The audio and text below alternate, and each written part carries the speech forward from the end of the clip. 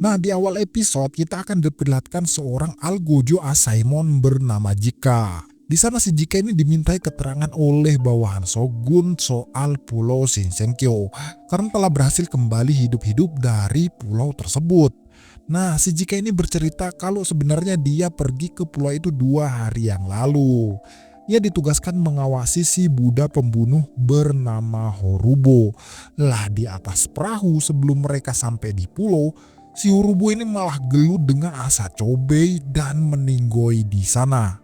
Ia sempat menginjakan kaki di pulau, namun 60 orang sudah meninggoy sebelum sampai di pulau.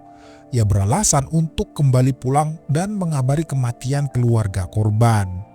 Si Jika menyarankan Kusogun untuk menjauhi pulau itu karena pulau itu bukan bagian dari dunia ini.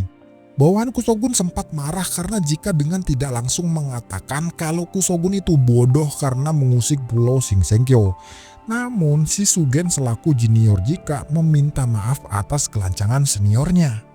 Nah, setelah itu bawahan Shogun membacakan surat perintah resmi dari Shogun yang isinya klan Yamada sekali lagi akan pergi ke pulau Shinsengkyo dan Sugen akan bertugas mengawasi orang-orang yang mendarat di pulau tersebut. Setelah itu, Sugen memarahi Jika atas kelancangannya kepada kesogunan tadi. Sugen menjelaskan kalau orang yang ditugaskan ke pulau tersebut adalah para ninja dari Iwagakure. Karena orang-orang yang terpidana ternyata sudah dihabisi oleh para ninja dari Iwagakure. Makanya pemimpin Iwagakure akan membantu Shogun mengeksplorasi pulau tersebut dengan mengirimkan ninjanya ke pulau tersebut. Di sana si Sugen menyuruh Jika untuk ikut ke pulau itu lagi, namun ditolak mentah-mentah.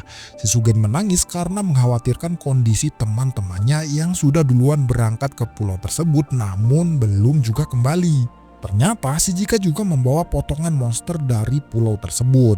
Si Sugen sempat menyentuh monster itu dan tidak merasakan energi kehidupan di dalamnya. Nah, setelah itu si Sugen ini menemui 2 ninja Iwagakure yang akan berangkat berempat bersama dengan Jika.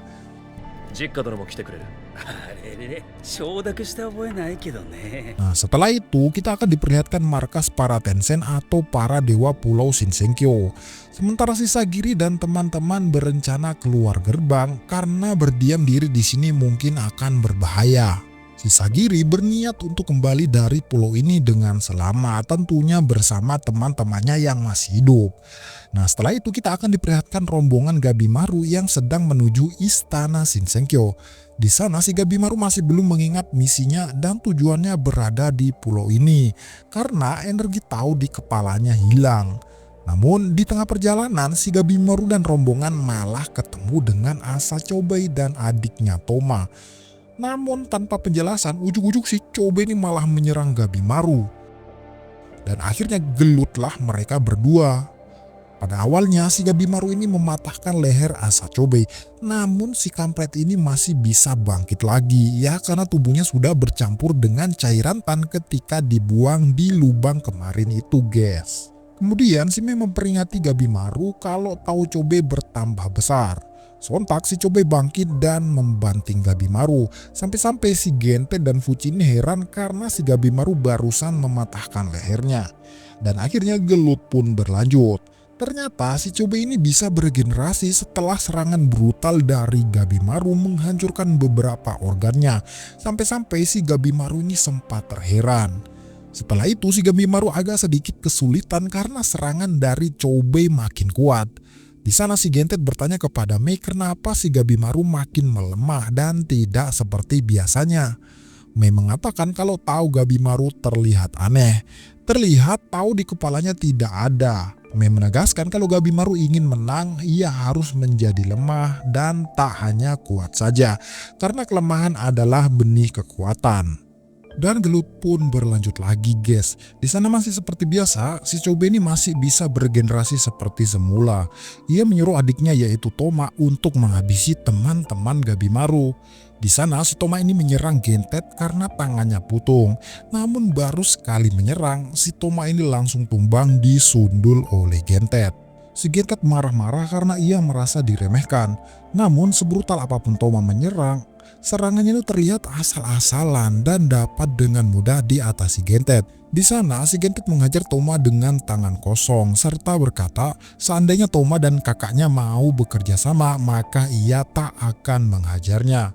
Si Toma menjawab kalau ia akan terus mengikuti kakaknya sampai kapanpun dan tidak suka berkelompok dengan orang lain. Ia mengaku kalau ia hanya memanfaatkan para bandit gunung yang ia pimpin sebagai pion dan tidak pernah menganggap mereka teman ataupun kelompoknya. Nah setelah itu si Toma ini menyuruh Doshi untuk membunuh Fuji dan juga Mei. Nah kita kembali ke Gabimaru. Ternyata si Chobe bisa melihat pergerakan Gabimaru karena melihat energi Tao di dalam tubuh Gabimaru. Dengan keras si Chobe menghantam Gabimaru hingga tersungkur. Melihat kondisinya akan dikalahkan, Gabimaru mengingat perkataan gurunya kalau ninja itu tidak akan mati begitu saja. Ia harus memberi damage maksimal sebelum kematiannya. Akhirnya si Gabimaru mengerahkan semua kemampuannya hingga membuat api keluar dari tubuhnya. Si Chobe pun diserang dengan berbagai jurus andalan Gabimaru. Ketika si Chobe terpojok, ia terpikir kalau ia juga tidak akan kalah dan ada sesuatu yang harus ia lindungi. Saat si Fuji berhasil menghabisi Doshi, ia melihat ke arah Gabimaru dan Chobe kalau keduanya menggunakan semua kemampuannya. Terlihat kalau si Chobe ini berubah menjadi makhluk itu yang kayak iblis gitu loh guys, sehingga membuat adiknya terheran-heran. Saking brutalnya, pertarungan mereka tuh membuat orang yang melihatnya menjadi khawatir.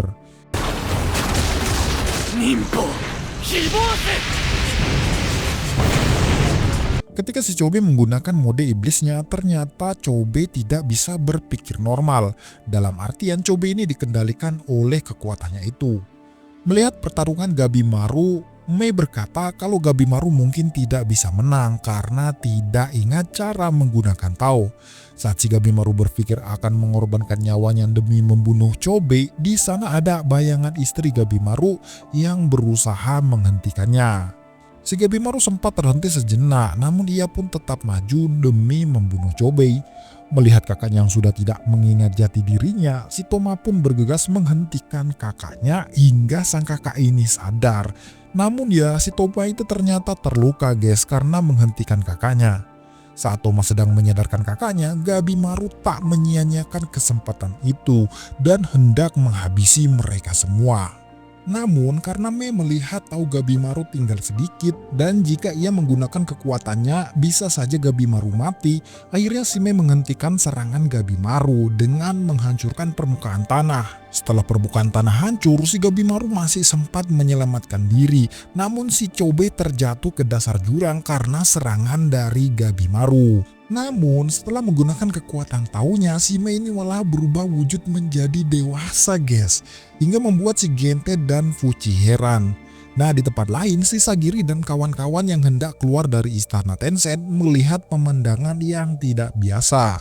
Nah di perjalanan, si Hoko merasa kalau manusia yang datang ke sini adalah manusia yang tidak biasa karena berhasil membunuh salah satu Tensen. Hoko percaya kalau manusia-manusia ini kelak akan mengubah nasib pulau tak terjamah ini. Nah, sesampainya di depan gerbang, rombongan Sagiri dan rombongan Fuji akhirnya bertemu. Hoko berkata kalau rombongan Fuji pasti dari sungai yang merupakan sarang para Shoshin atau monster yang gak jelas itu guys. Si Hoko bahkan takjub karena para manusia ini berhasil mengalahkan Doshi yang derajat dan kemampuannya itu ya tentunya lebih tinggi dari para Shoshin. Setelah itu si Fuji ini bersedih karena teman akrabnya yaitu Senta, si gendut berkacamata itu telah meninggoy. Mereka rapat dan berniat akan menjauh dari istana Tensen ini untuk menyelamatkan diri. Karena si Tensen ini bukan sembarang makhluk yang dapat dikalahkan begitu saja. Si Sagiri menenangkan Mei yang lagi kehabisan Tao. Sedangkan si Gentet ini menjelaskan kalau Toma adalah musuh dalam selimut yang artinya adalah musuh. Setelah itu si Sagiri menghentikan Gentet yang hendak menebasnya, beralasan kalau mungkin Toma punya alasan tersendiri melakukan hal tersebut. Di sana si Fuji menjelaskan kalau kondisi Gabimaru saat ini kehabisan Tao dan kehilangan jati dirinya dan juga ingatannya. Saat si Sagiri hendak menenangkannya, si Gabimaru ini malah ngamuk. Anata wa dare desu ka? Sagiri menjelaskan kalau Gabimaru sekarang kehilangan jati dirinya karena Tao di dalam dirinya hampir habis. Yang intinya jiwanya itu terkikis oleh Tao. Makanya Gabimaru tidak bisa mengenali mereka semua. Sagiri perlahan mendekati Gabimaru karena ingin menyalurkan Taonya agar Gabimaru sembuh. Pada awalnya si Gabimaru ini terus-terusan menepis tangan Sagiri yang hendak menyentuhnya. Namun karena kesabaran Sagiri sudah habis, ia memaksa Gabimaru hingga membuatnya terbaring. Gentet mengira kalau itu adalah Bojujutsu atau seni bercinta para Tenshin. Mei menjawab kalau itu bukan Bojujutsu, namun efeknya itu mirip.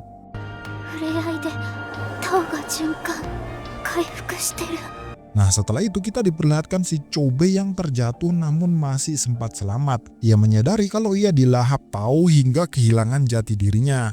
Dan ternyata si Chobei malah jatuh ke sarang Shoshin. Melihat banyak Shoshin, si Chobei ini malah seneng karena bisa menjadikannya latihan pengendalian Tao. Nah, kemudian kita diperlihatkan rombongan Sagiri yang lagi memasuki gua. Di sana Gentet meremehkan Shion karena terlalu takut dengan namanya Tenshin. Yuzuriha menjelaskan gimana nggak takut. Kita tuh butuh berlima untuk mengalahkan Tenshin dan itu pun sangat sulit. Di sana ternyata ingatan Gabimaru sudah kembali seperti semula guys. Setelah si Shion ini bertanya tentang pengalamannya menghadapi Tenshin. Si Gabimaru saja loh sempat ketakutan menghadapi Tenshin. Namun walau demikian dia tuh tidak bisa pulang dengan tangan kosong guys. Yuzuriha menjelaskan kalau istrinya mungkin cuma ilusi yang dibuat gurunya agar dapat dengan mudah mengendalikan Gabimaru. Namun si Gabimaru ini bersikeras untuk menuntaskan misinya, mengambil ramuan keabadian demi bertemu istrinya. Dia sangat yakin guys kalau istrinya itu bukanlah ilusi yang dibuat-buat gurunya. Ya pokoknya itu dia ingat semuanya, ingat suaranya, ingat ciri-cirinya, ingat aromanya, bahkan mengingat namanya kembali kalau istrinya itu bernama Yui. Gentet pada awalnya itu tidak setuju karena Gabimaru ini menyeret semua orang dalam masalah ini demi bertemu wanitanya. Namun si Gentet ini takjub karena Gabimaru melakukan semua itu hanya untuk bertemu istri yang ia sayangi. Dan ia mengakui kalau Gabimaru adalah pria sejati.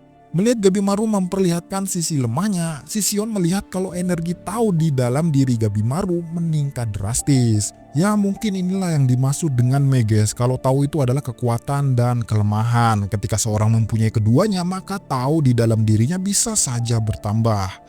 Nah, di tempat lain, setelah si Chobei menghabisi para Shoshin, pimpinan Tenshin bernama Rin datang di belakang Chobei. Sedangkan di gua terlihat kondisi Mei tidak baik-baik saja. Sagiri lantas meminta tolong kepada Fuchi untuk membuatkan obat.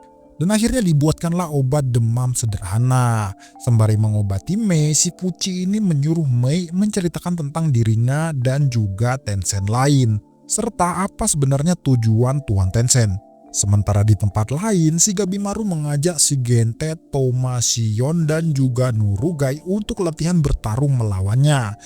Karena si Gabimaru ingin mencoba latihan pengendalian Tao.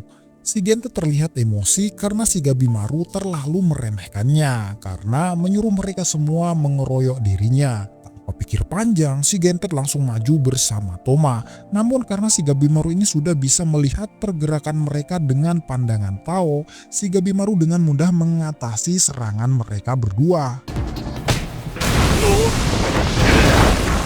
Begitu si Nurugai dan Shion maju, ternyata usaha mereka sia-sia dan mereka tetap tidak dapat mengalahkan Gabimaru.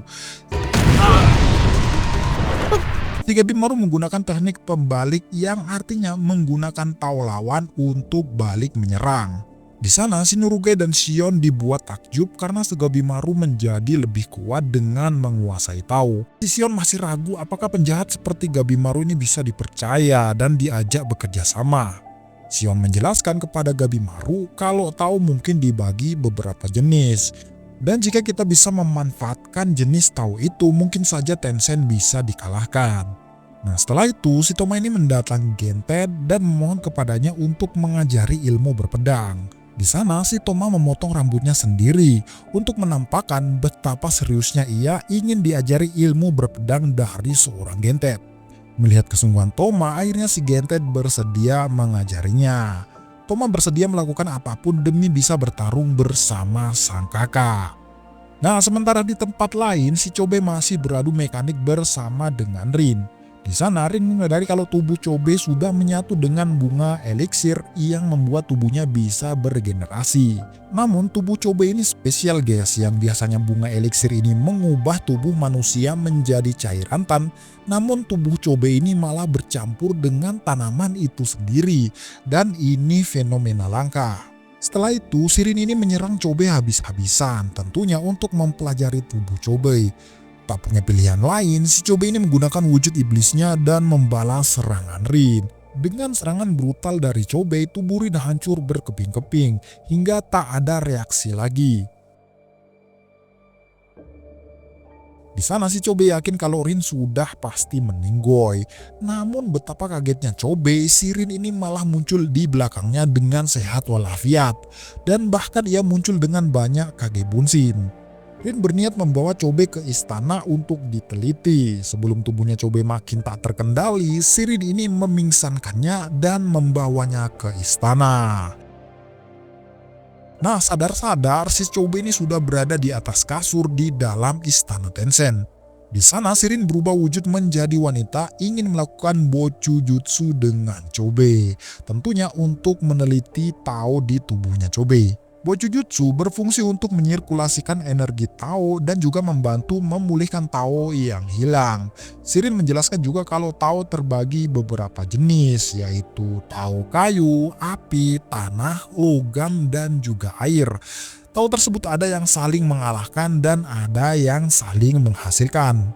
Sementara di gua, si Pucci menceritakan tentang sejarah pulau ini. Kalau para Tensen ini diciptakan oleh seorang ahli kimia terkenal yang meneliti keabadian dengan menganut agama Taoisme. Dalam kepercayaan Taoisme, semua fenomena konon dibentuk oleh energi Tao. Ia datang ke pulau ini meneliti dengan menggunakan Tao makhluk hidup dengan Tao tumbuhan. Makanya di pulau ini tuh banyak makhluk-makhluk gak jelas gitu guys. Dan makhluk-makhluk itu ternyata adalah eksperimennya yang telah gagal. Sampai akhirnya ia berhasil menciptakan 7 Tensen atas banyaknya percobaan yang telah ia lakukan. Pucci menjelaskan kalau manusia tak mungkin mengalahkannya kecuali dengan menggunakan kekuatan Tao. Dan saat ini cairan keabadian atau Tan masih dalam tahap pengembangan. Tensen menggunakan cairan Tan untuk memperpanjang hidup mereka karena cairan Tan itu sendiri memeras umur kehidupan orang lain. Namun cairan Tan masih belum bisa digunakan oleh selain Tensen.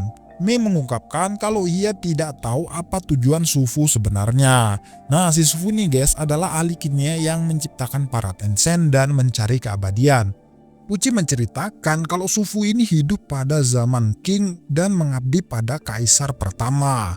Dengan upaya mencari keabadian, ia membawa 3.000 pemuda dan juga 100 pengrajin berlayar ke lautan timur. Dan sampai sekarang seorang tidak tahu di mana ia berada. Ya, intinya ia pergi ke suatu pulau dan meneliti tentang keabadian. Di tempat lain, Rin juga menjelaskan kepada Chobe kalau tempat ini adalah laboratorium dan lahan percobaan untuk menciptakan kehidupan abadi. Dan terungkap kalau para Tensen lahir dari Tao Sufu yang dipadukan dengan Tao bunga. Barang siapa yang bisa memanipulasi Tao, maka ia bisa memanipulasi hukum dunia.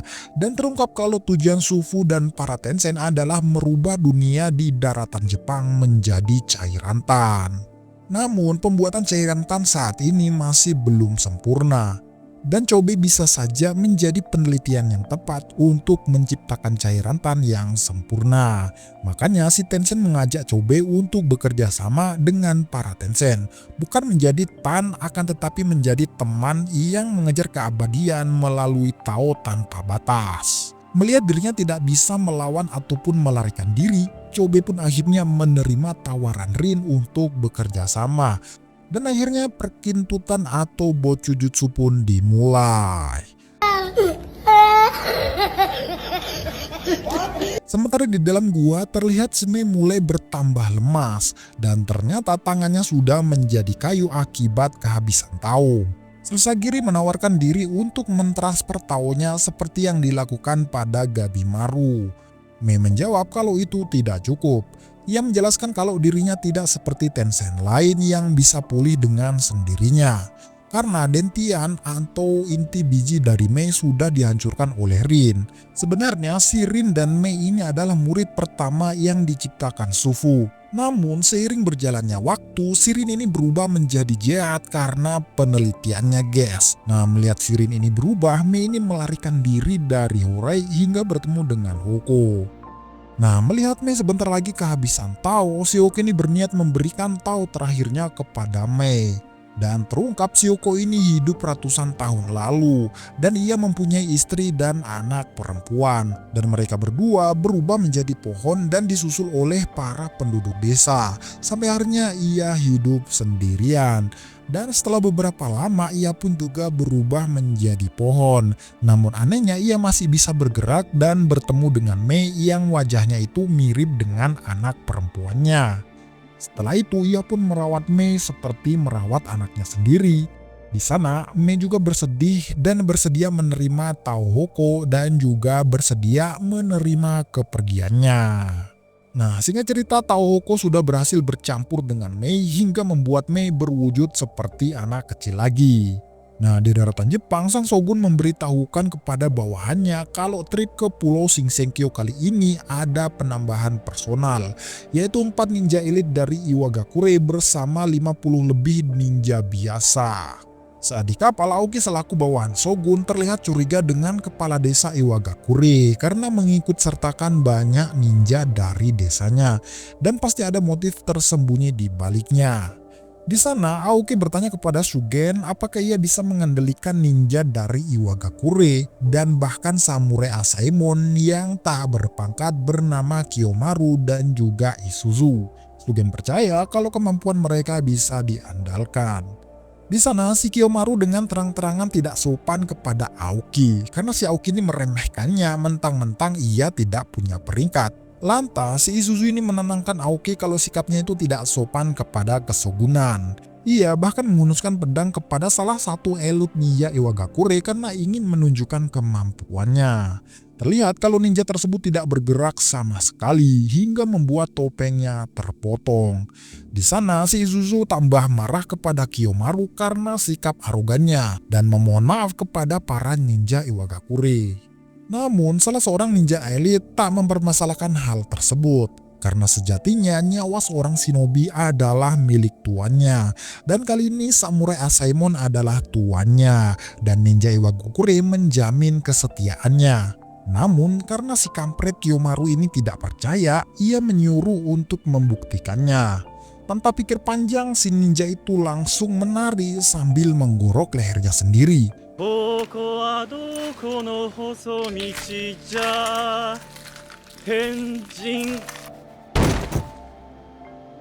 Para samurai yang melihatnya merasa heran atas kesetiaan seorang shinobi sampai segitunya. Lantas seorang elit ninja bernama Shija memohon agar para samurai mempercayai kesetiaan para ninja. Melihat hal itu, Aoki langsung menenangkan keadaan dan terungkap kalau sebenarnya misi ninja dari Iwagakure adalah membunuh Gabimaru atas perintah kepala desa. Di sana, si Shugen berniat jikalau ia bertemu para kriminal yang masih hidup di pulau tersebut, maka ia akan mengeksekusinya di tempat. Nah, singkat cerita, sampailah mereka semua di Pulau Shinsengkyo. Baru saja sampai sudah disambut oleh Soshin. Sedangkan di gua, si Shion menyadari kalau Shugen dan kawan-kawan sudah sampai di pulau ini. Si Shion mengetahui kalau Shugen juga tahu tentang energi Tao karena sering berlatih bersama. Namun, si Shugen menamai Tao dengan sebutan gelombang. Oke, kita kembali ke pantai guys. Nah, si Shugen ternyata tidak mau menggunakan pedangnya untuk menebas selain kriminal. Makanya ia bertarung dengan Soshin dengan tangan kosong hingga membuat para bawahannya takjub. Nah, di gua, para samurai menceritakan asal-usul Shugen kalau ia merupakan pria yang kaku dan tidak punya ampun terhadap para kriminal. Sisagiri menceritakan kalau Sugen pernah menginterogasi bos Yakuza yang terkenal kejam bernama Ginhebi. Namun karena si Ginhebi ini menutup mulut dan tidak mau memberitahukan lokasi bawahannya, Sugen ini memenggal para bawahannya yang baru saja ditangkap. Tentunya untuk memaksa ia bicara. Rumor yang beredar, ia juga mengeksekusi 20 orang anggota keluarganya. Senang dengan ketegasan Sugen, sang shogun memberikan pakaian istimewa dan pedang terkenal bernama Fuributsu Kanaeki. Di sana Sagiri menjelaskan kalau Sugen merupakan orang yang baik terhadap teman-temannya dan juga dengan muridnya.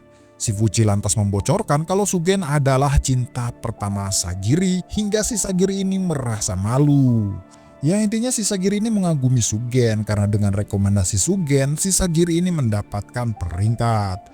Sagiri yakin kalau Sugen pasti akan memaklumi keadaan kerja sama dengan kriminal seperti Gabimaru dan kawan-kawan. Namun si Shion menjawab kalau Sugen tidak akan pernah mau bekerja sama dengan kriminal. Ia meluruskan apa yang diceritakan Sagiri tadi, yaitu tentang 20 orang keluarga yang dieksekusi Sugen. Dan kebenarannya adalah seluruh keluarga bahkan kliennya dieksekusi semua guys. Kerabat-kerabatnya, para lansia, bahkan anak kecil sekalipun yang tak tahu apapun itu dieksekusi juga guys.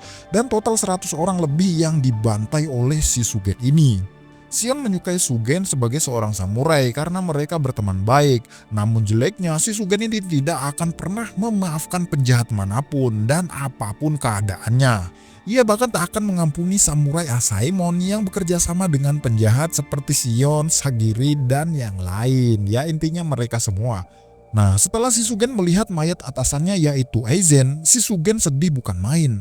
Karena dulunya si Sugen ini diterima menjadi samurai Asaemon berkat Aizen. Karena orang tua Sugen dibantai kriminal saat Sugen masih muda. Bahkan si Sugen ini tuh suka menggunakan pedang tumpul guys agar lebih menyakiti orang yang ditebasnya. Singkat cerita, si Sugen melakukan ritual penghormatan kepergian Aizen. Di tengah-tengah ritual, Doshi dan para Shoshin muncul. Si Kiyomaru dan Isuzu pun melindungi Sugen yang lagi melakukan ritual.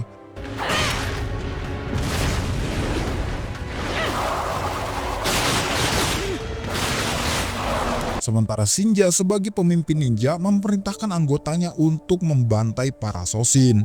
Dan terungkap kalau bertarung ninja Krocho yaitu dengan jumlah mereka yang banyak. Saat Sugen selesai melakukan ritual, ia pun langsung menebas Shoshin yang mendekatinya. Melihat tongkat Shoshin tergeletak di sana, ia pun menumpulkan pedangnya guna membantai para Shoshin sekejam mungkin untuk membalaskan dendamnya terhadap Aizen. Singkat cerita, para Shoshin sudah dikalahkan dan menyisakan Doshi kepala kubis. Kemudian si Sugen menginterogasi Doshi tersebut sambil mencabik-cabik kulitnya. Setelah itu datanglah si Jika mengajak Sugen untuk pulang ke daratan Jepang melapor kepada Shogun tentang spesies baru yang ia temui.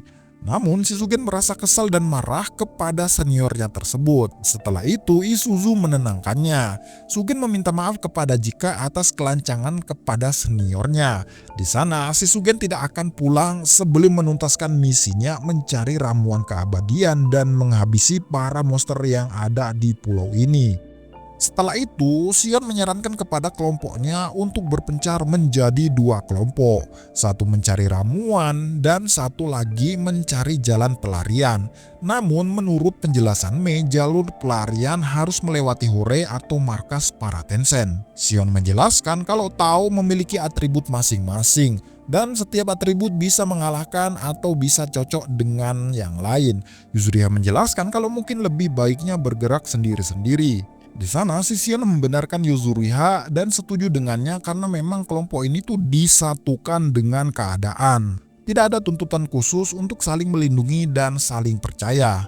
Shion mempersilahkan yang mau bergerak sama-sama memasuki gua dan yang mau bergerak sendiri silahkan tinggal di luar. Dan ternyata semua memasuki gua yang artinya mereka harus bergerak bersama-sama menyusun strategi. Nah, setelah mereka sepakat bekerja sama, akhirnya mereka menyusun strategi agar bisa mengambil ramuan Tan yang terpenting bisa kabur dari pulau ini. Mei memberi informasi kalau Horai sangatlah luas. Pada awalnya, Hore dibangun untuk menyelesaikan penelitian keabadian dan menyambut Kaisar pertama. Makanya bangunannya itu dibuat sangat mewah guys. Dan untuk keluar masuk pulau ini tidaklah mustahil. Namun pulau ini sudah dijaga oleh para monster laut di sekitarnya. Monster itu bertujuan mencegah orang yang akan pergi dari pulau. Fuji membuat rencana mencari ramuan tanpa bertarung dengan Tencent. Karena bertarung dengannya sangat tinggi resikonya. Setelah berhasil mengambil ramuan itu, rencananya mereka akan kabur dengan kapal yang ada di pintu air di bawah Horai. Dan para monster laut sudah dilatih tidak akan menyerang kapal yang berangkat dari pintu tersebut. Namun cairan Tan berada di laboratorium di dalam Horai. Dan akan sulit untuk mengambil ramuan tanpa ketahuan. Setelah itu, Sion menyarankan agar Gabimaru dan Yuzuriha melatih mereka semua dengan teknik menyelinap. Yang dimaksud Sion adalah teknik menyembunyikan energi Tao seperti yang dikuasai Yuzuriha. Singkat cerita, Yuzuriha mengajari mereka semua cara menyembunyikan Tao agar tidak dideteksi musuh, yaitu dengan mengencerkan energi Tao. Sedangkan si Gabimaru mengajari mereka teknik pembalik, yaitu menyerang dengan menggunakan Tao lawan. Bahkan dengan Tao itu sendiri dapat memperkuat tubuhnya, ya contohnya seperti ini. 首の骨を外して他の骨全部外して脱力戦争を止める。 Setelah latihan, si Sagiri tak menyangka kalau dirinya bisa bekerja sama satu tujuan dengan para kriminal dan berharap tidak ada korban jiwa lagi setelah ini. Pembagian tim pun akhirnya dimulai. Ternyata si Sagiri dan Sion mempunyai Tao atribut kayu, Gabimaru dan Gentet yaitu atribut api, Toma dan Yuzuriha air, Fuji logam, dan terakhir Mei beserta Nurugai beratribut tanah. Di sana Yuzuriha bertanya adakah yang tahu atribut para Tencent. Mei menjawab Jufa api, Tao Fa kayu, Zujin dan Ran air, Gui Fa logam, sedangkan Mudan dan Rin beratribut bumi. Sion memperingati temannya ketika bertemu atribut yang bertentangan, ia menyarankan untuk kabur karena kecil kemungkinan bisa mengalahkannya. Setelah itu, Sion membagi tim untuk mencuri ramuan dan mengamankan jalur pelarian. Untuk tim pencarian ramuan yaitu orang yang butuh kecepatan dan kemampuan menyelinap. Ya siapa lagi kalau bukan duo ninja. Terlihat kalau si Yuzuriha tidak setuju karena di pikiran Yuzuriha ini hanya kabur guys. Si Gabimaru balik bertanya kepada Mei karena si Mei ini ikut dalam tim yang mengamankan jalur pelarian. Gabimaru bertanya apakah Mei ingin langsung keluar dari pulau ini begitu saja. Apakah tidak ada penyesalan setelahnya? Mei menjawab walaupun Rin jahat dan Guru Sufu tidak menghentikan kejahatan Rin, Mei ingin bertemu sekali saja dan bertanya kenapa mereka berubah. Karena dulu mereka merupakan orang yang sangat baik. Dan setelah itu Mei akan keluar dari pulau dan menjalani hidup yang normal. Mendengar perkataan Mei, si Gabimaru teringat perkataan istrinya yang mengajaknya hidup normal, damai, dan menjadi orang yang baik. Setelah itu, si Gabimaru mengajak Mei untuk bertemu dengan mereka berdua sekali lagi. Dan Gabimaru berjanji akan mengantarnya sampai tujuan. Nah setelah itu kita diperlihatkan para Tencent dan juga Chobei yang selesai melakukan ritual kenaikan. Nah ritual kenaikan ini dilakukan setelah dosi atau orang luar yang diizinkan masuk ke dalam Horai. Terlihat di sana kalau Taufa ingin berkenalan dengan Chobei. Namun si Jufa terlihat tidak senang dan hendak beradu mekanik. Karena si Jufa sudah jengkel pada pertemuan mereka sebelumnya. Namun serangannya sangat mudah dihentikan Chobei karena Chobei sudah memahami cara kerja Tao. Setelah itu Rin menghentikan mereka berdua karena Chobei merupakan subjek penelitian dan sekaligus temannya. Setelah itu Rin mengajak Chobei ke laboratoriumnya dan di sana terlihat bunga yang sangat besar dan bunga tersebut bernama bunga pangu. Nah bunga pangu ini berfungsi melipat gandakan Tao manusia yang diekstrak. Dan Rin sangat tertarik dengan Tao Chobei karena Taonya sangat langka. Singkat cerita bergeraklah tim pencari ramuan yang terdiri dari Gabimaru, Sagiri, Yuzuriha, dan juga Mei. Nah sebelum keberangkatan Fuji menjelaskan kalau di kastil luar kita akan bertarung dengan Mudan. Sedangkan di kastil dalam, setiap kediaman dihuni beberapa Tensen sesuai dengan latihan mereka. Di Istana Bocujutsu merupakan tempat Jufa dan juga Taufa. Ia mencari keabadian melalui ngintip. Di Istana Taisoku merupakan tempat Zujin. Ia mencari keabadian melalui pernapasan. Istana Douyin merupakan tempat Ren. Ia mencari keabadian melalui latihan fisik. Istana Suitsu merupakan tempat Guifa. Ia mencari keabadian melalui mediasi. Istana Shuten merupakan tempat Mudan. Ia mencari keabadian melalui tau organ dari titik akupuntur. Dan mereka saling mengajari satu sama lain. Sedangkan ramuan Tan ada di Istana Rentan, yaitu Laboratorium Rin. Namun pada malam hari Rin tidak ada di sana karena bunga pangu lagi layu. Makanya Rin tidak bisa melakukan penelitian. Namun pada malam hari Rin ada di istana utama, yaitu istana milik Guru Sufu. Sebenarnya Thomas sudah memperingati mereka kalau kastil dapat berubah sesuai dengan keinginan Tencent. Namun karena si Gabimaru, Yuzuriha, Sagiri, dan Mei bisa melihat tahu, akhirnya mereka dipilih. Nah, di atas dinding si Mei dan Sagiri merasa jijik karena melihat kumpulan mayat di istana Rentan melalui penglihatan tahu. Namun si Gabimaru dan Yuzuriha selaku ninja sudah terbiasa dengan hal itu.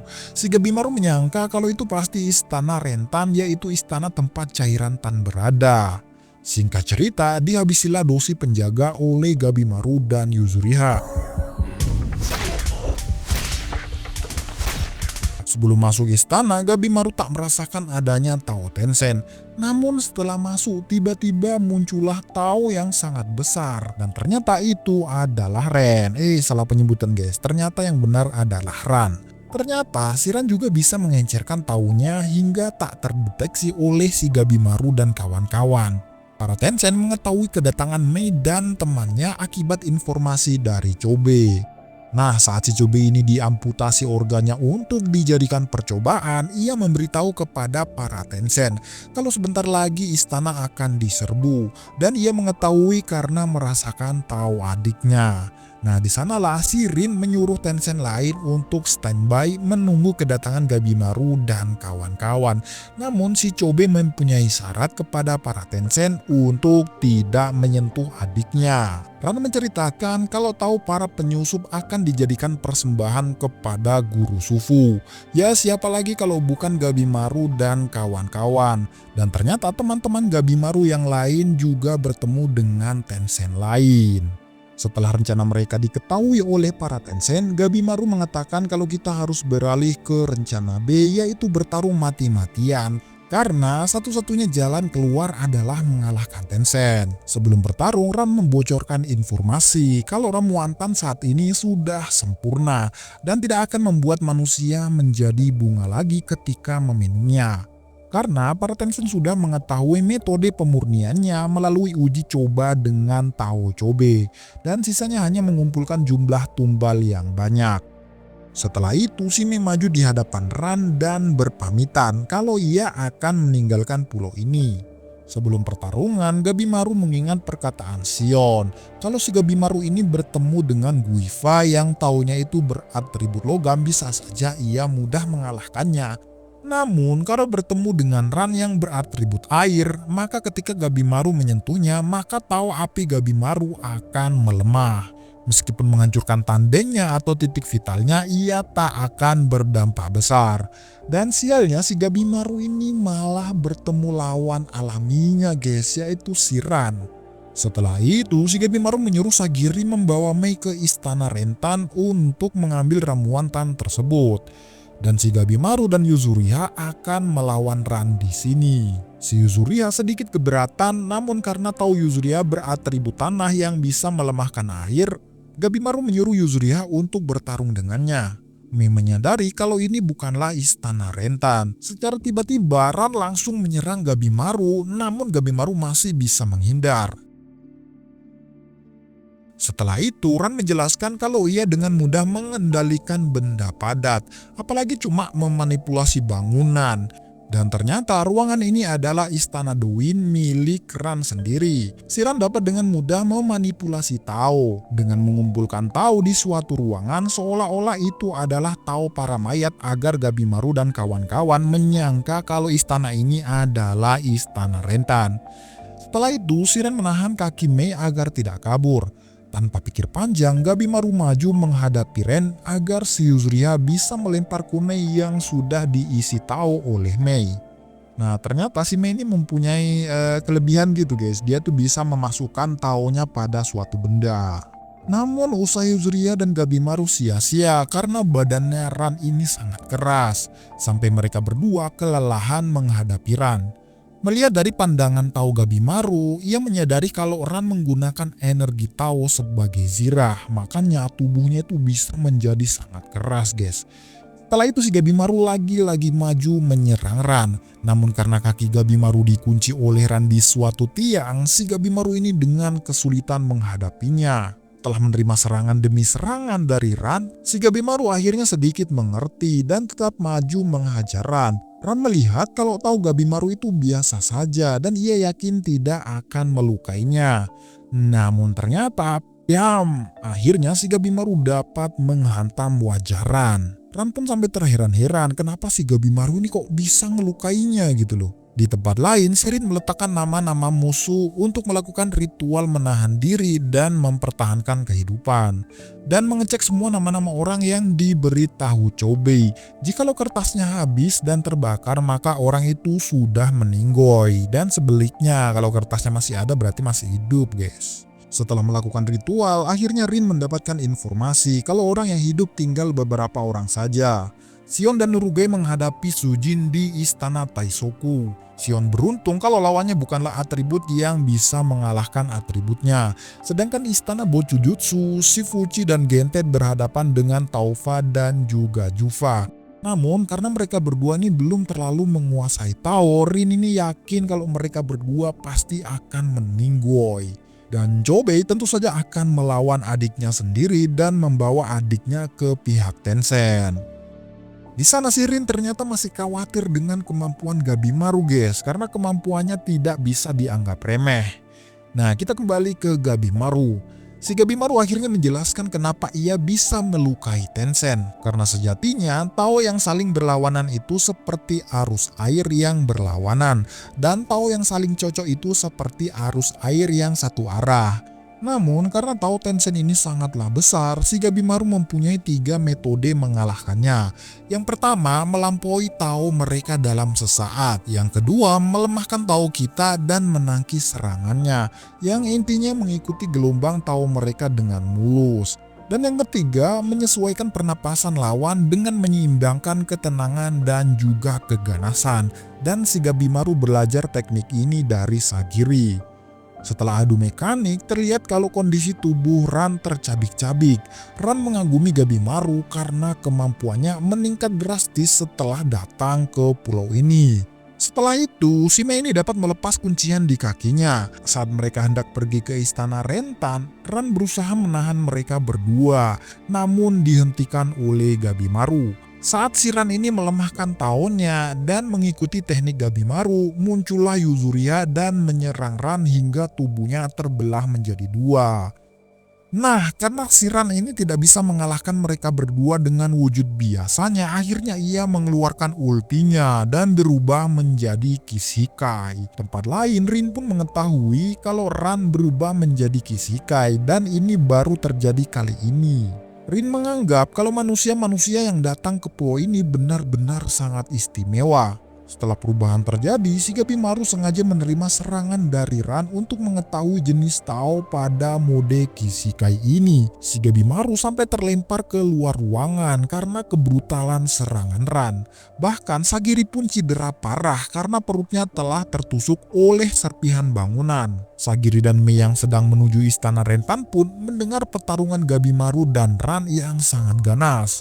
Si Gabimaru pun diajar habis-habisan sampai tidak bisa berkutik. Gabimaru tak menyangka kalau Kishikai Ran lebih barbar dibandingkan Kishikai Zujin dan juga Mudan. Saat si Ran mendekati Yuzuriha, si Gabimaru tetap mengalihkan perhatian Ran agar Yuzuriha selamat. Di sana si Yuzuria terharu melihat kebaikan Gabimaru. Tanpa pikir panjang, Yuzuria menarik Gabimaru dengan talinya dan berusaha kabur. Namun karena si Ran lebih cepat berlarinya, akhirnya mereka terkejar. Dan Ran langsung menghantam mereka berdua. Dan ternyata si Gabimaru tetap melindungi Yuzuria dengan sekuat tenaga, guys. Namun karena si Ran ini melihat Gabimaru terlalu gigih dan sulit dibawa hidup-hidup, akhirnya ia menusuk dada Gabimaru dengan tangannya. Dan alhasil si Gabimaru tak bergerak sama sekali. Nah, setelah Chobe mengajak adiknya untuk bergabung, terlihat kalau Toma sempat ragu. Namun si Gentet mempersilahkan Toma untuk bergabung dengan kakak tercintanya. Walau 4 lawan 2, Gentet sedikit meremehkan musuhnya karena sok keras. Singkat cerita, naiklah Toma bertemu dengan kakaknya. Sesampai di atas, senyum anomali pun keluar. Toma dan Chobe pun langsung menebas mata Taufa dan juga Jufa. Tak hanya itu guys, ternyata mereka berdua berhasil memenggal Taufa dan menebas dada Jufa. Nah, terungkap nih guys, kenapa si Toma dan kakaknya ini hanya berpura-pura bekerja sama dengan Tencent, yaitu dari rambutnya ternyata. Jika dikepang itu benar, jika tidak dikepang itu tandanya bohong atau berpura-pura. Dan itu merupakan kode-kode yang hanya mereka berdua sajalah yang tahu. Di sana Chobe menyadari kalau kemampuan adiknya meningkat. Dan ia pun berterima kasih kepada Gentet dan juga Fuchi yang telah menjaga adiknya. Setelah itu, Taufa dan Jufa akhirnya bangkit kembali. Si Taufa enjoy saja, tapi si Jufa sudah sangat jengkel dengan para manusia ini. Karena sifat manusia itu sangat mudah berkhianat. Pertarungan Toma Chobe melawan Jufa pun dimulai. Si Jufa sangat yakin kalau pertarungan kali ini pasti hasilnya sama dengan pertarungan terakhir kali bersama mereka berdua. Namun saat menyerang menggunakan Tao, Jufa terheran-heran nih guys, karena kemampuan Chobe dan Toma meningkat drastis dibanding pertarungan mereka sebelumnya. Dan pergelutan pun akhirnya berlanjut. Saat si Toma lagi-lagi berhasil menebas kepala Jufa, Jufa masih saja bisa menembakkan energi Tao kepada mereka berdua. Untungnya si Chobe bisa melihat energi tersebut dan langsung menarik adiknya hingga terhindar dari serangan itu. Nah, setelah si Jufa sudah pulih, pergelutan berlanjut. Saking sengitnya, Jufa menyadari kalau gerakan dua bersaudara ini sangat serasi dan sulit untuk dilawan. Setelah itu, Jufa menggunakan wujud perempuan dan menembakkan energi Tao yang lebih besar dibandingkan dengan wujud laki-lakinya. Namun, si Chobe dapat menghindarinya dengan mudah karena bisa melihat Tao. Saat si Chobe menyembuhkan Jufa dengan serangannya, tiba-tiba dari arah lain si Toma muncul dan berhasil melukai wajahnya. Sudah muak dengan kekalahannya karena terus-terusan disudutkan oleh kedua bersaudara ini, Jufa pun akhirnya mengeluarkan ultinya. Nah, kita beralih ke pertarungan Taufa melawan Gentet dan juga Fuchi. Setelah lehernya tadi tertebas oleh Toma, Taufa pun melepaskan pakaiannya agar tidak rempong dan membuat si Gentet birahi. Setelah itu, tanpa pikir panjang si Taufa maju dan menghantam Gentet dengan tinju dan tendangannya. Kemudian Taufa mendekati Fuchi dan mengajak ngintip bersamanya. Namun si Fuchi menolak dan memotong tangannya. Si Fuchi berkata kalau ianya tertarik untuk meneliti tubuh Taufa. Setelah si Gentet bangkit lagi dan menyerang Taufa bersamaan dengan Fuchi, tubuh Taufa ini langsung auto berubah menjadi Baba Binaraga anjir. Namun karena kelincahan tubuh Taufa, ia pun dapat dengan mudah menghindari serangan dari Fuchi dan juga Gentet. Namun saat Taufa lengah, si Fuchi ini berhasil menebas kakinya. Ya, namun sayang guys, Taufa langsung mengeluarkan energi Tao-nya hingga membuat Gentet dan Fuchi terlempar. Nah, disitulah si Fuchi pertama kalinya merasakan energi Tao. Untuk mengalahkan Tencent, Fuchi berkata kepada Gentet untuk menghancurkan tanden milik Tencent dengan energi Tao juga. Dan sialnya mereka berdua ini malah belum bisa melihat Tao, bahkan belum bisa menggunakan Tao dengan benar guys.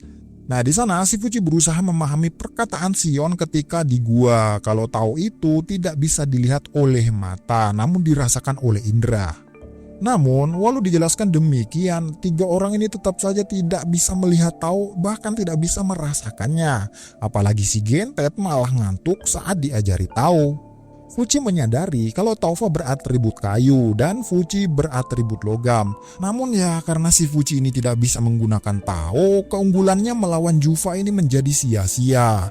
Karena si Gentet sudah bosan dengan penjelasan Fuji yang tidak ia pahami, si Gentet pun langsung maju menyerang Taufa. Namun ya dengan mudahnya si Taufa ini mengalahkan Gentet, yaitu menembakinya dengan energi Tao. Si Gentet yang tak lagi berdaya terus-terusan membacoti Taufa dengan mengatakan kalau Taufa pasti senang karena telah menyiksa manusia selama 1000 tahun. Mendengar itu, Taufa marah karena ia tak menikmati hal itu sedikit pun. Tinggal di pulau ini dan terus-terusan belajar mencari keabadian dengan menggunakan manusia sebagai nutrisi membuatnya menjadi bosan. Karena sampai saat ini tuh dia tidak mendapatkan keabadian yang sempurna guys. Bahkan teman-temannya pun menyadari hal ini. Sambil bercerita, si Taufa menyerang Gentet dan Fuji dengan menembakkan energi Tao. Dan alhasil tersungkurlah mereka berdua. Namun saat Fuji bangkit, ia malah tertawa senang karena merasakan penemuan yang luar biasa, yaitu merasakan energi Tao. Jika Fuji berhasil menguasai pengetahuan ini, maka ini akan mengguncang seluruh dunia medis. Melihat hal itu, Taufa ini terheran-heran. Bahkan Gentet pun merasa senang walau satu matanya itu terkena serangan tadi. Setelah itu duel pun berlanjut. Saat si Taufa menembakkan energi Tao kepada Gentet, sekilas si Gentet ini melihat energi Tao tersebut guys, dan berhasil menghindarinya. Sampai-sampai si Taufa dan Fuji terheran. Di sana si Gentet berhasil menebas Taufa, sampai-sampai kutangnya ini pun ikut tertebas. Anjir. Setelah menerima serangan dari Taufa, lagi-lagi si Gentet teringat perkataan Sion. Kalau ia tidak bisa menguasai Tao, mungkin sebabnya itu karena tidak percaya hal-hal yang tidak bisa dilihat oleh mata. Dan ternyata si Gentet ini hanya percaya kepada hal yang bisa ia potong saja. Dan Fuji pun percaya dengan hal-hal yang bisa ia sentuh. Saat Gentet hendak dihabisi oleh Taufa, Fuji pun muncul dan mengalihkan perhatian. Namun walau dengan kelincahan, si Fuji masih saja sulit menghadapi Taufa. Nah, setelah si Taufa hendak membunuh si Fuji dengan Taonya, Gentet akhirnya menyadari perkataan Sion. Setelah itu, ia pun mencungkil matanya yang normal dan berusaha menolong Fuji dengan satu matanya yang buram. Walau tak bisa melihat lagi, akhirnya ia bisa melihat Tao seutuhnya. Alhasil ia pun berhasil menolong Fuji dengan menghindari tembakan dari Taufa. Saat si Fuji takjub dengan Gentet karena bisa melihat Tao, alangkah kagetnya Fuji melihat kalau Gentet sudah mencungkil matanya sendiri hanya untuk bisa melihat Tao. Di sana si Gentet mengamankan Fuji dan lanjut maju menyerang Taufa. Saat hendak menyerang Taufa, si Gentet kembali teringat masa lalunya. Sewaktu muda, si Gentet ini memang bertujuan menjadi yang terkuat dan tak terkalahkan. Ya, pokoknya si Gentet ini sangat berambisi menghabisi musuh-musuhnya yang kuat dan mengukir namanya dalam sejarah. Namun, sekeras apapun ia berusaha, dia tuh belum bisa mengalahkan gurunya guys. Padahal tubuh gurunya ini lebih kurus dan lebih lambat daripada si Gentet. Gurunya hanya berkata kalau Gentet ini sangat serakah. Ia hanya fokus kepada kekuatan dan kecepatan dan lain sebagainya, dan tidak fokus kepada teknik berpedang itu sendiri. Nah, si gurunya ini memaklumi guys karena dia tuh masih muda. Akan tetapi si Gentet ini perlu sadar jikalau sudah bertambah umur.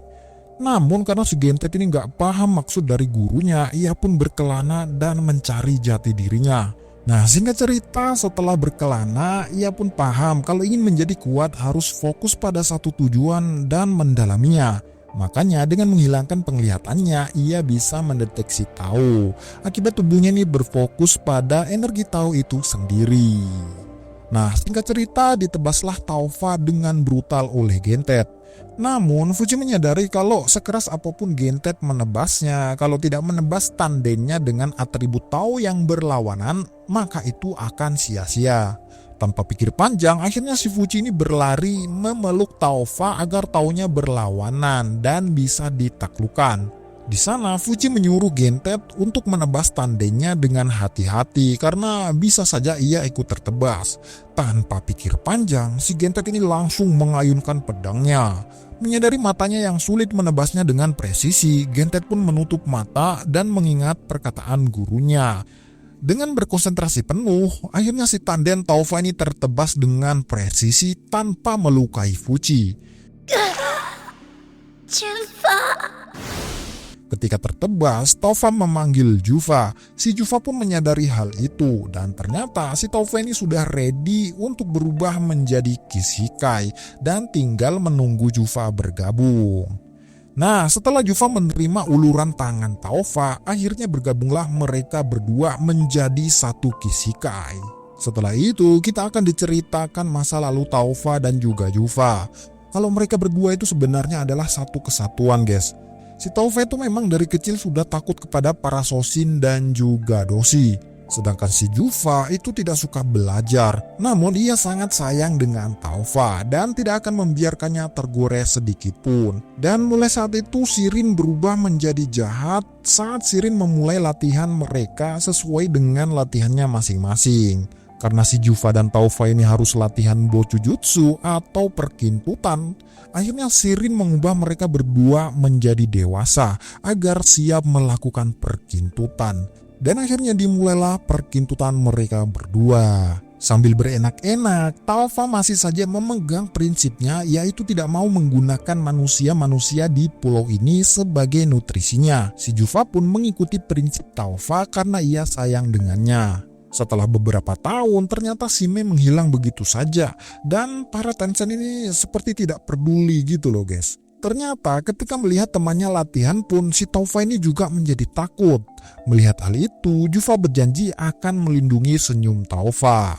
Singkat cerita, 100 tahun pun berlalu. Para hewan-hewan di pulau ini ternyata sudah pada punah semua guys, akibat disedot tahunnya oleh para Tensen. Namun pelatihan pun terus berlanjut. Nah, 100 tahun ke depan lagi ternyata para manusia pun punah, namun latihan masih saja berlanjut.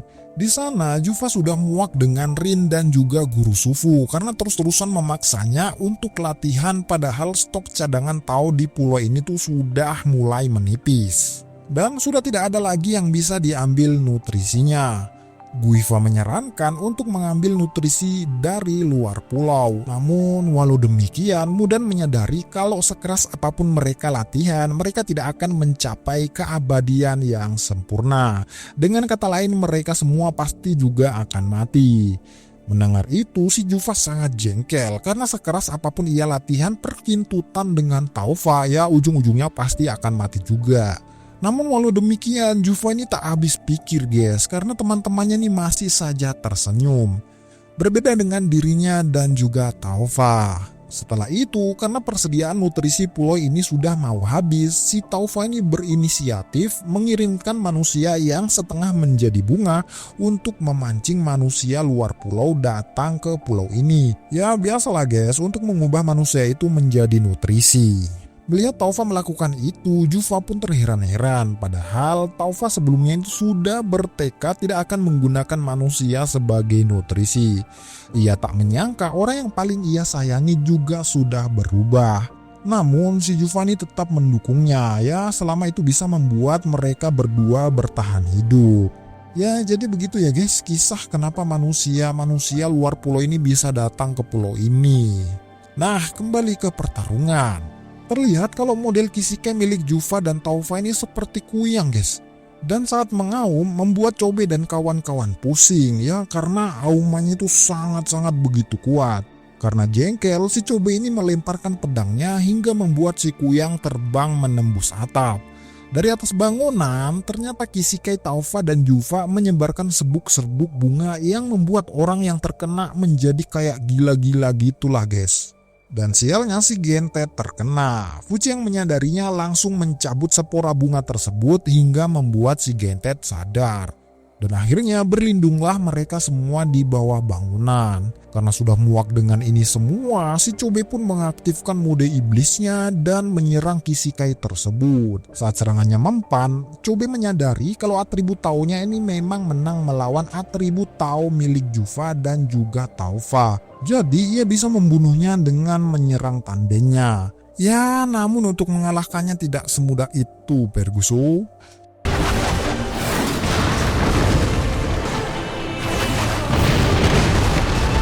Setelah Chobe terlempar kembali ke tempat teman-temannya, Fuji menyadari kalau Tencent ini bukanlah makhluk yang dapat dikalahkan sendirian dan butuh kerja sama tim untuk mengalahkannya. Namun kampretnya, si Chobe dan Gentet ini terus-terusan berkelahi dan tidak akur satu sama lain.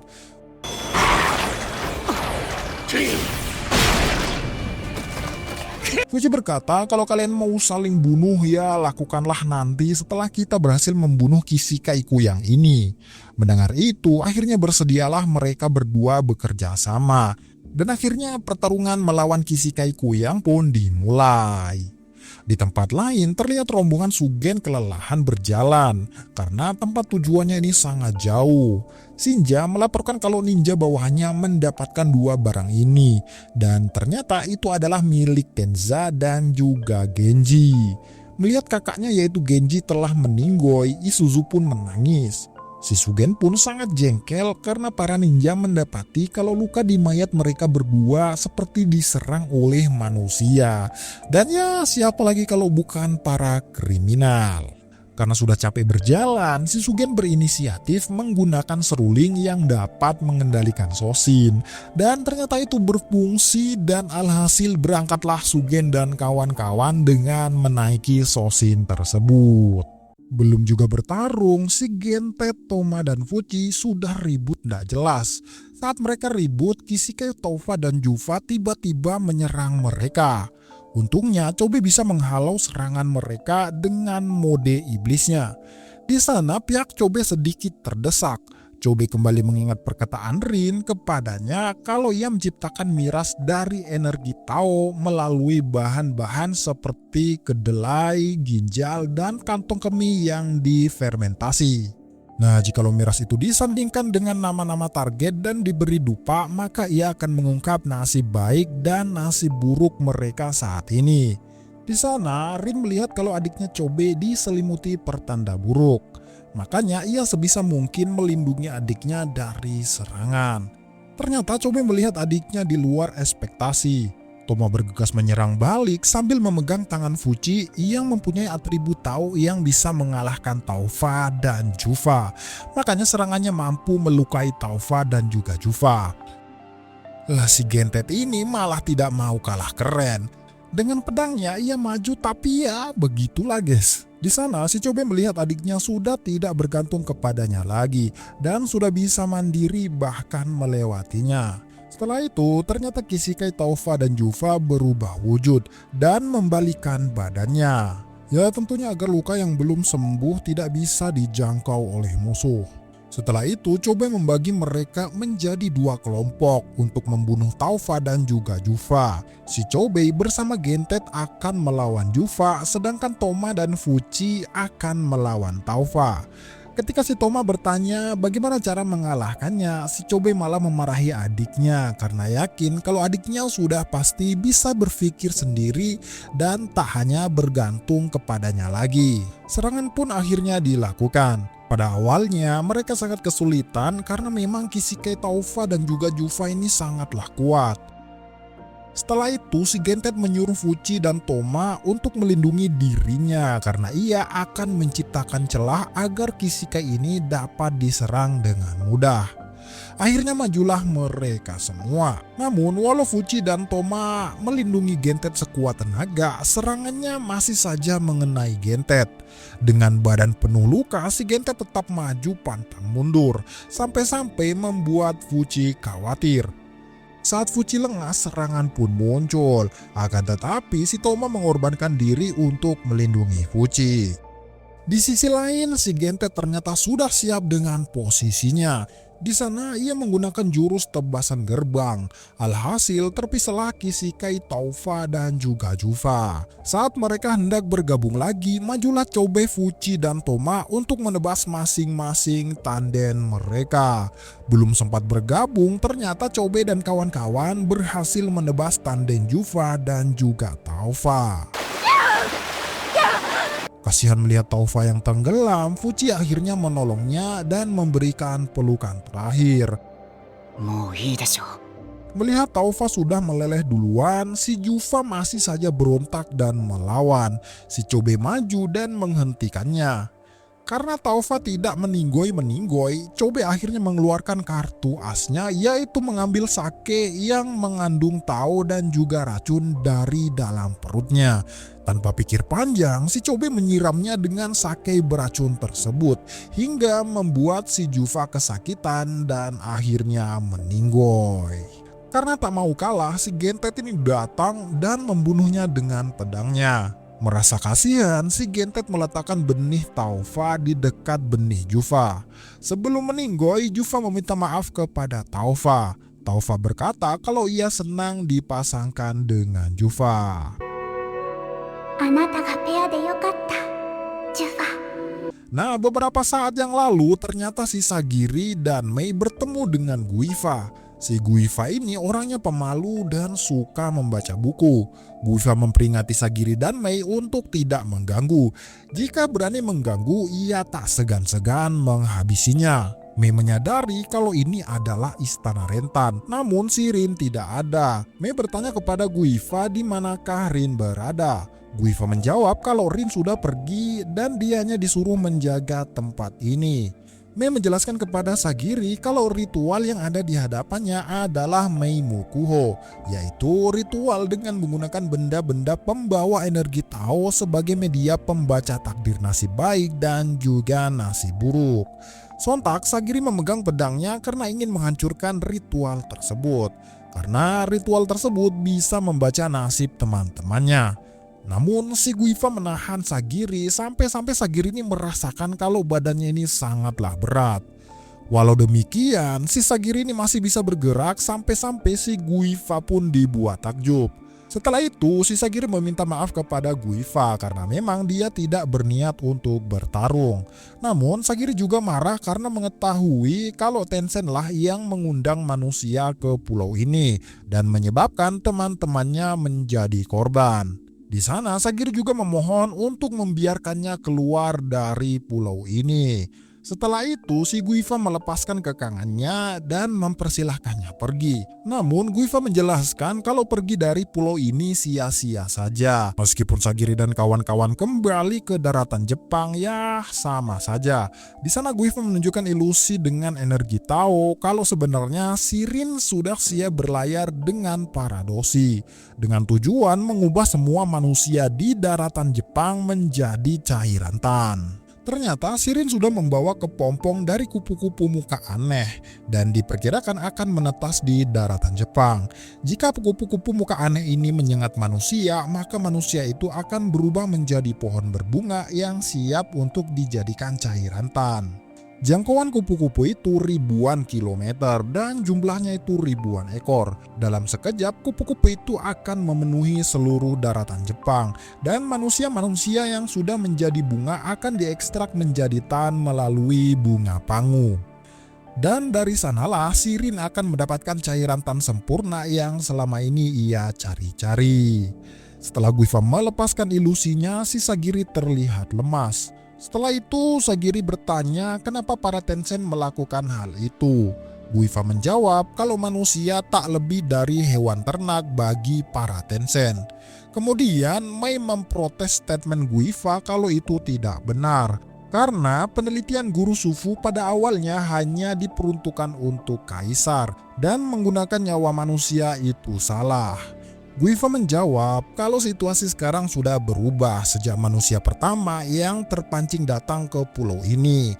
Dan ternyata energi Tao milik manusia luar pulau memang sedap dan berkualitas. Setelah panjang lebar menjelaskan, terlihat kalau kertas bertuliskan nama Sion terbakar yang artinya taunya sudah mulai habis.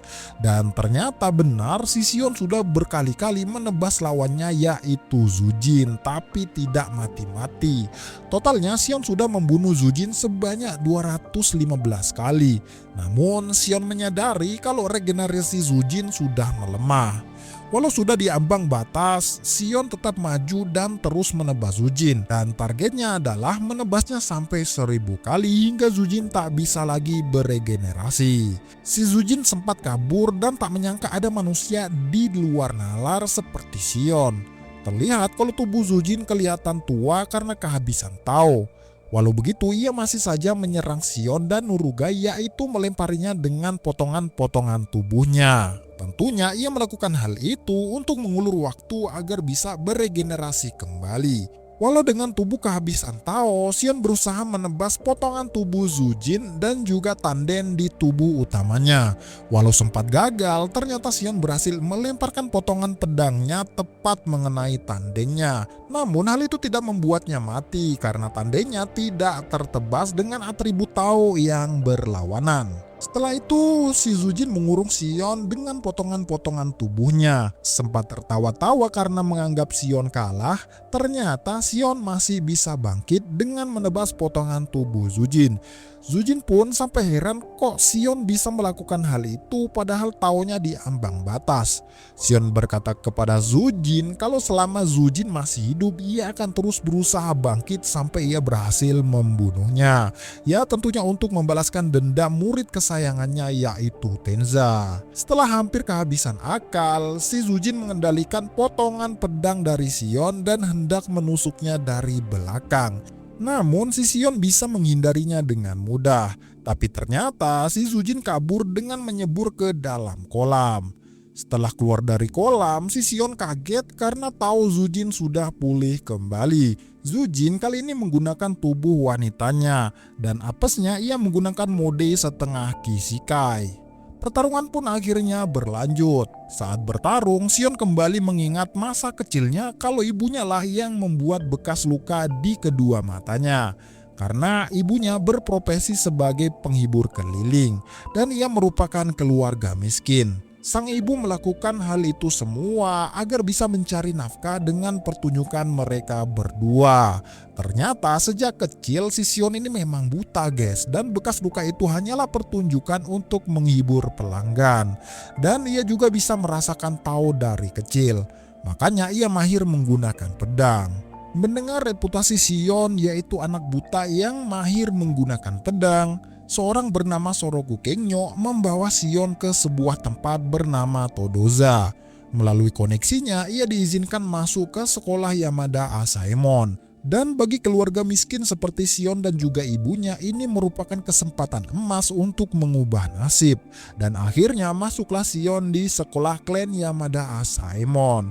Sampai-sampai gurunya pun terkejut karena anak buta seperti Shion sangat mahir menggunakan pedang.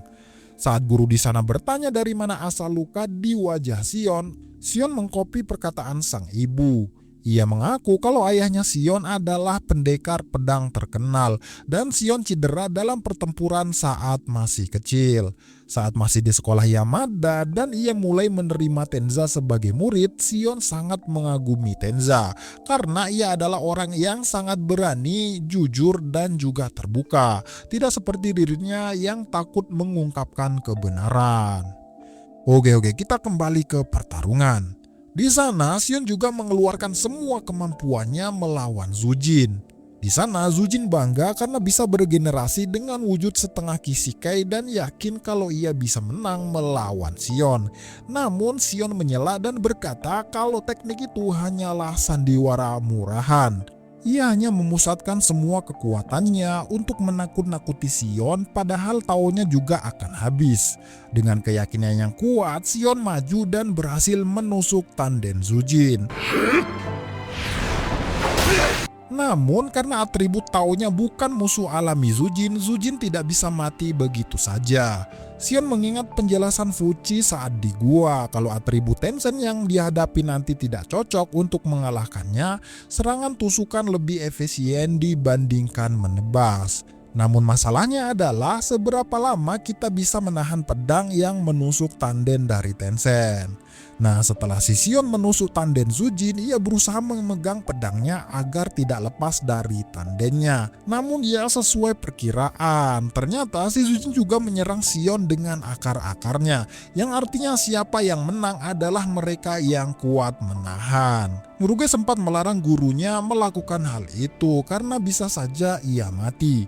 Shion menyuruh Nuruge kabur dan bergabung bersama teman-temannya yang lain. Di sana ia mengingat penyesalannya karena telah meninggalkan murid kesayangannya yaitu Tenza.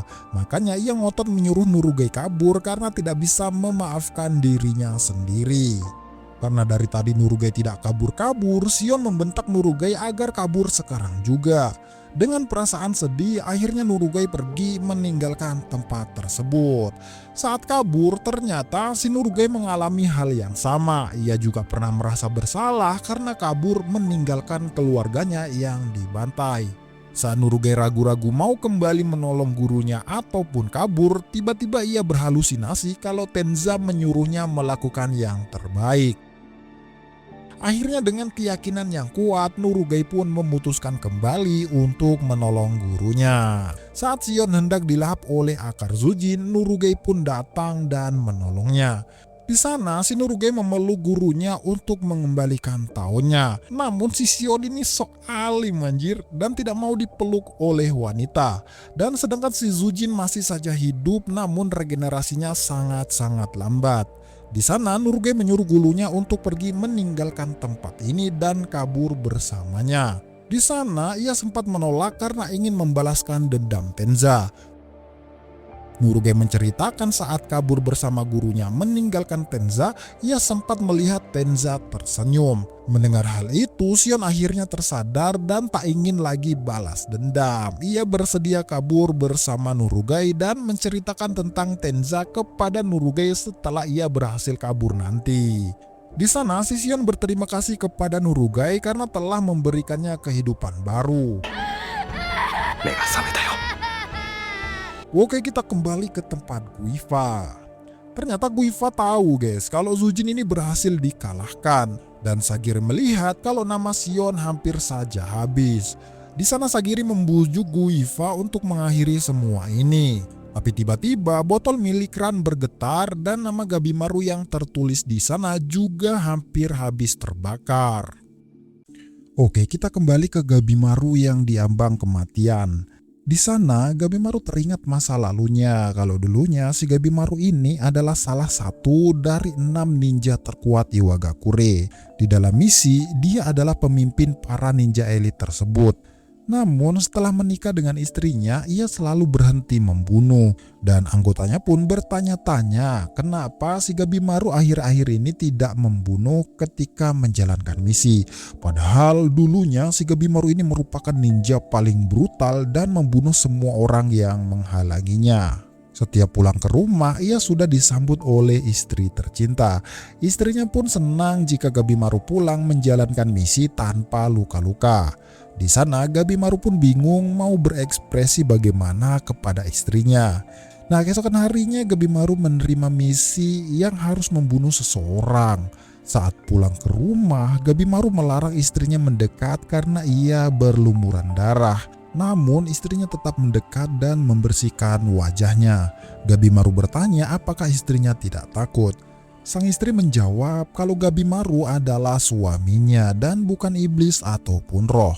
Setelah mendengar itu, Gabimaru lagi-lagi tidak tahu harus memasang ekspresi wajah seperti apa. Kalau Mimin langsung gas itu. Melihat Gabimaru yang diambang batas, Yuzuriha kembali mengingat perkataan Gabimaru saat di goa. Kalau dirinya tak berniat mati dan akan menggapai tujuannya, yaitu kembali ke pulau ini hidup-hidup untuk bertemu istrinya. Setelah itu si Gabimaru menusukkan biji bunga dari Mudan. Akhirnya tubuhnya bergabung dengan bunga itu dan memiliki regenerasi seperti tubuh Chobe. Setelah lukanya sembuh, Gabimaru lanjut bertarung dengan Ran. Tapi ini tuh perasaan Mimin atau apa ya guys? Kok tubuh Gabimaru ini makin lembek dan tidak kebal serangan ya setelah bercampur dengan bunga itu. Setiap dipukul tuh organnya tuh pasti ada yang patah ataupun luka gitu loh guys. Nah, di tempat lain, Mei menyadari kalau Gabimaru menggunakan teknik sekunder, yaitu menggabungkan tubuhnya dengan bunga. Mei menjelaskan kalau Tao dari bunga itu menang, maka tubuh Gabimaru akan menjadi bunga. Dan jika Tao keduanya seimbang, maka tubuh Gabimaru akan berubah seperti Tensen yang dapat beregenerasi. Dan terungkap kalau Gabimaru memang menyimpan benih bunga dari Mudan. Saat dia berniat akan menggunakannya, namun Mei melarang Gabimaru menggunakan biji bunga itu karena keseimbangan Tao yang didapatkan terjadi secara kebetulan seperti kasusnya Chobe. Mei mengatakan tubuh Chobe bisa bergabung dengan bunga-bunga itu karena Chobe waktu itu hampir mati. Karena jikalau seseorang diambang kematian, Taonya itu hanya berfokus untuk meregenerasi energi Tao itu sendiri. Dan keinginan hidup yang kuatlah akhirnya si Chobe ini bergabung dengan kekuatan bunga tersebut. Nah, jadi begitulah ya guys, kenapa si Gabimaru ini bisa bergabung dengan biji bunga itu. Ya karena keinginannya hidup itu sangat kuat. Ditambah energi Tao di dalam tubuhnya ini lagi fokus beregenerasi. Oke, pertarungan pun berlanjut.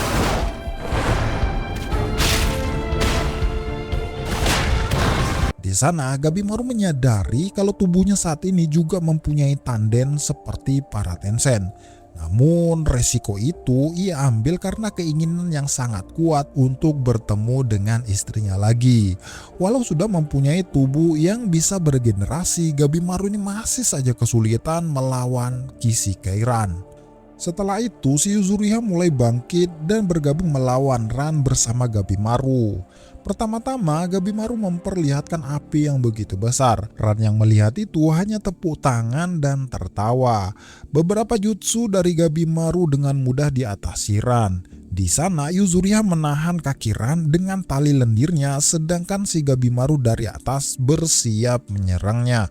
Namun bukannya berhasil, akan tetapi si Gabimaru ini malah tertusuk. Lagi-lagi si Gabimaru membakar Ran dengan jutsunya, namun si Ran berhasil melempar Gabimaru dan mengenai Yuzuriha.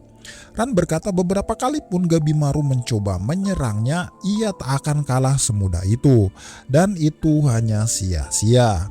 Yakinin jutsunya kali ini akan mengalahkan Ran. Akhirnya si Gabimaru maju bersama dengan Yuzuriha. Gabimaru yang menyerang berkolaborasi dengan tali liur atau tali lendir dari Yuzuriha. Akan tetapi serangan Gabimaru terlihat tidak berpengaruh terhadap Ran. Dan malah tali milik Yuzuriha lah yang berhasil memotong sedikit dari tubuh Ran. Walau serangan Gabimaru sia-sia saja, sebenarnya tujuannya adalah mengulur waktu, menunggu hingga Ran kehabisan Tao. Karena mode Kishikai itu menguras banyak sekali Tao. Dan setelah bertarung cukup lama, benar saja guys, mode Kishikai Ran sudah mulai rapuh. Setelah Ran kembali ke sosok semula yang lagi-lagi kehabisan Tao, Gabimaru berusaha menyerangnya dan mengalihkan perhatian. Karena yang akan mengeksekusinya adalah Yuzuriha. Namun si Yuzuriha masih mempunyai luka di perutnya guys. Jika si Yuzuriha ini memaksakan mengeluarkan Tao di senjatanya, maka ia akan mempertaruhkan nyawanya. Namun Yuzuriha tak punya pilihan lain. Mau tak mau ia memilih maju daripada membiarkan Ran hidup. Saat Yuzuriha maju sambil menghindari duri-duri yang diciptakan Ran, Yuzuriha melompat dengan menggunakan tangan Gabimaru sebagai pijakan. Dan setelah melompat, akhirnya Yuzuriha berhasil menyerang tepat mengenai tandennya. Dan akhirnya Ran berhasil dikalahkan. Setelah mengalahkan Ran, Gabimaru langsung bergegas mencari Sagiri dan juga Mei. Dan si Yuzuriha akan beristirahat sambil menyembuhkan lukanya. Sebelum pergi, si Gabimaru berterima kasih kepada Yuzuriha karena telah menyelamatkannya. Setelah Gabimaru pergi, Yuzuriha membuka lukanya dan merapalkan jurus lendir untuk memulihkan lukanya. Yuzuriha sebenarnya tak pernah berkorban sampai segininya untuk seseorang. Di sana ia mengingat kenangan bersama adiknya yang lagi sakit-sakitan. Adiknya berpesan kalau Yuzuriha dalam keadaan sulit, maka pikirkanlah saja hal-hal yang ia sukai. Nah, di istana Rentan lagi-lagi si Guifa mendapatkan informasi kalau Ran sudah dikalahkan. Setelah itu, Guifa ingin pergi melapor kepada Rin dan mempersilahkan Sagiri dan Mei berbuat sesukanya. Sagiri bertanya apakah Guifa tidak akan membalaskan dendam terhadap teman-temannya yang telah mati. Guifa menjawab kalau ia tak akan balas dendam karena teman-temannya yang tersingkir itu hanyalah proses dari latihan dan setiap Tenshin itu hanyalah pencari jalan sendiri-sendiri, tidak ada ikatan dan tidak ada kasih sayang. Namun Mei menjelaskan kalau sekarang ia baru memahami arti dari semua itu. Saat mereka berbincang-bincang, tiba-tiba getaran besar terdengar. Teman-teman Sagiri pun merasakan getaran tersebut, dan ternyata itu adalah para Sosin raksasa yang dikendarai Sugen dan kawan-kawan.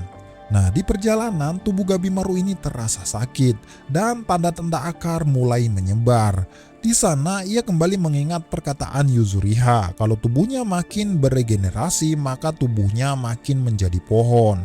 Ia juga berkata kalau istrinya pasti akan terkejut dengan perubahan tubuhnya saat ini. Dan setelah itu akhirnya ia pun tumbang. Oke, kita kembali ke Fuchi dan kawan-kawan yang lagi bugil.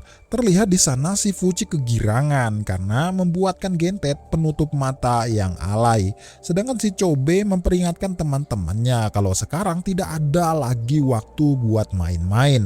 Karena pemimpin para Tencent yaitu Rin merencanakan sesuatu. Karena di dalam istana ada sebuah pohon bernama bunga pangu. Dan rencananya mereka berniat merubah semua orang di daratan Jepang menjadi ramuan tan. Dan sebenarnya pertarungan ini hanyalah untuk mengulur waktu. Si Gentet marah-marah karena tidak mengerti apa yang dikatakan Chobe. Saat membicarakan langkah selanjutnya, getaran pun terjadi. Sedangkan Sion berencana membawa Nurugai kabur ke daratan Jepang dan kabur untuk mengasingkan diri ke gunung-gunung di pedesaan. Di sana, Sion dan Nurugai pun merasakan getaran yang sama. Dan ternyata para ninja dan para Algojo Asaemon sudah pada mengepung Sion dan kawan-kawan. Dikira sudah mati, ternyata Gabimaru bangkit dan membantai ninja-ninja yang mengepungnya. Gabimaru menyadari kalau ninja Iwagakure ini banyak wajah-wajah baru yang tidak ia kenal. Si Gabimaru yakin kalau Shija yang menyandang sebutan Gabimaru baru sudah datang. Setelah memasuki istana, terlihat si Jika ini mengetahui kalau Shija berpura-pura patuh pada kesogunan. Dan pasti ada misi lain di balik semua ini. Si Shija mengingat masa lalunya kalau ia diberikan nama Gabimaru oleh sang kepala desa Iwagakure. Karena nama Gabimaru itu sendiri adalah simbol dari Iwagakure. Di sana ia menerima misi untuk membunuh Gabimaru dan meneruskan nama Gabimaru sebagai pimpinan para ninja. Kepala desa berharap kalau Shija menjadi Gabimaru yang baru dan tidak berkhianat seperti Gabimaru lama. Shija berkata kepada Jika kalau para ninja tak akan melukai para samurai Asaemon kecuali mereka yang berkhianat. Ternyata si Shija datang untuk membawa kembali Gabimaru karena sedari kecil Shija ini ternyata sudah suka kepada Gabimaru, guys. Shija berkata karena sejak saat itu kau satu-satunya orang yang pernah aku apa kira-kira ya? Coba coret-coret di kolom komentar. Nah, setelah Guifa sampai ke lokasi Rin, ia pun melaporkan keadaan kalau teman-temannya sudah pada dikalahkan. Ditambah lagi ada manusia lain datang dan juga ada yang ahli dalam penyusupan. Mendengar informasi itu, Shirin memerintahkan para dosi untuk mencegatnya karena ini adalah perang habis-habisan. Akhirnya perang pun dimulai. Para dosi memerangi semua manusia yang ada di depannya. Sedangkan para ninja hanya berfokus untuk menyerang para dosi dan juga para kriminal yang tersisa. Sion dan Nurugai bertujuan mencari lokasi tempat kapal.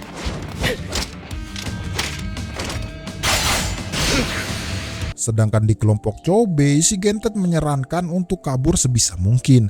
Karena mungkin kita akan bertemu dengan orang yang sangat mengerikan. Ya siapa lagi kalau bukan Sugen. Di sana Sugen membantai para dosi berkuda dengan brutal.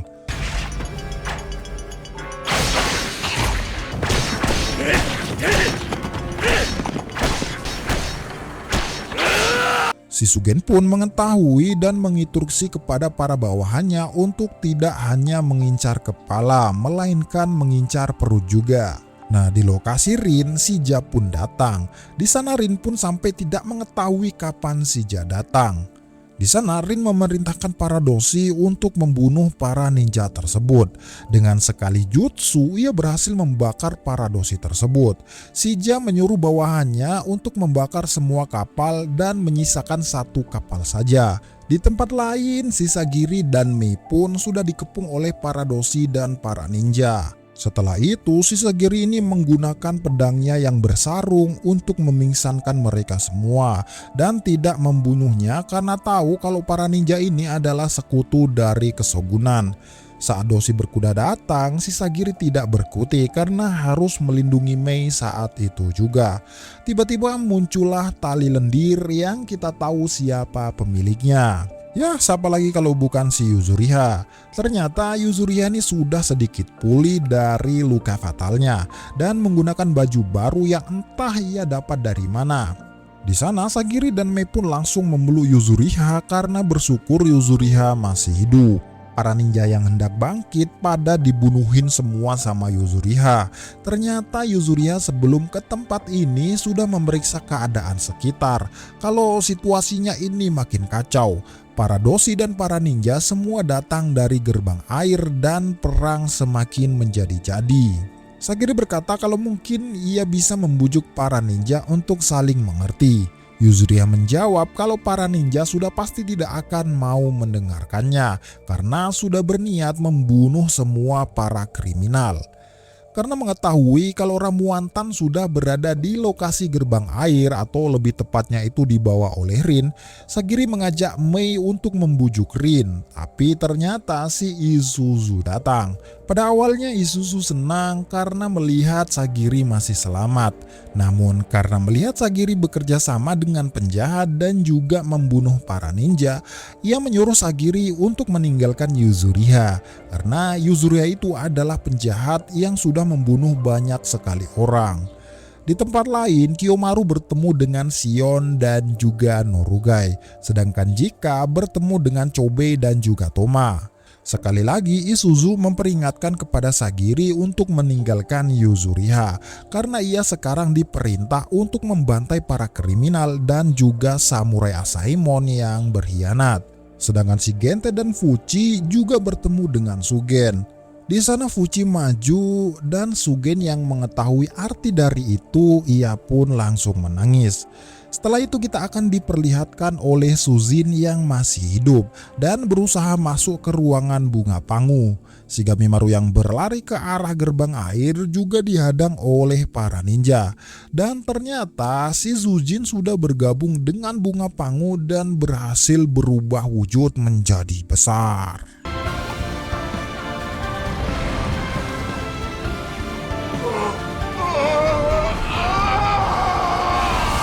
Dan akhirnya film pun tamat.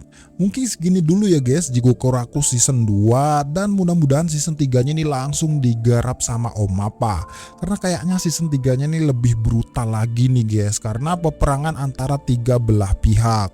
Oke kalau gitu guys, Mimin pamit undur diri, sampai jumpa di video selanjutnya.